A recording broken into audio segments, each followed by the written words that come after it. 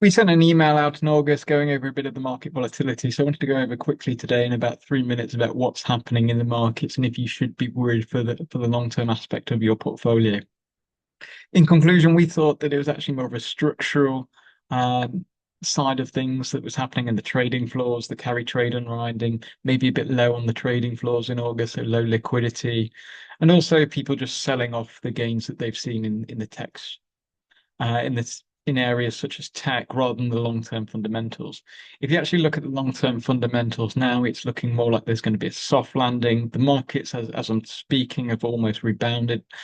The Japanese, which had the most significant loss and then gain, has actually come back and nearly above what the levels that it was trading at prior to the fall.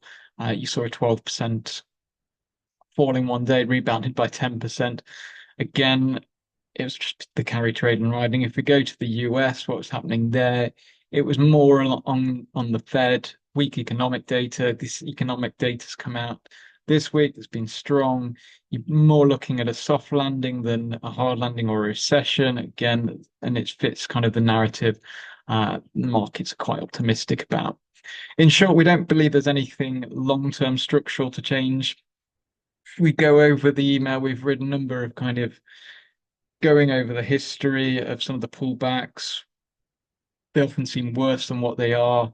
We actually saw it as an opportunity to buy into the markets, particularly in places like Japan, if you were looking to kind of diversify your portfolio and get into a quality market outside the US. We saw this as a good opportunity to get in places like Japan and buy a lot cheaper than what it has been trading at for the last year.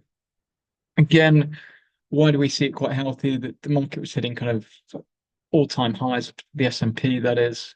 A bit of pullback was quite healthy. When it's priced to perfection, it doesn't take much to pull it back. And we actually see if it happens again, particularly for those people in money markets, we see it as an opportunity to buy, get into the market, and just dollar cost average it in. So there's a bit of context into why it's happening. We do expect in the short term to have more volatility going through August, September, just based on historical context. You've also got an election coming up in the US. You've got a bit of geopolitical tensions as well. So potentially a bit of market volatility. But if you're kind of nimble, you're in the money markets and you do see it drop and there's nothing structural behind it, we do see there's a good chance to kind of diversify your portfolios and get back in to the markets and buy at a lower rate. Hope you found this useful. If you have got any questions about your portfolio, do feel free to email me at info@investmentforexpats.com.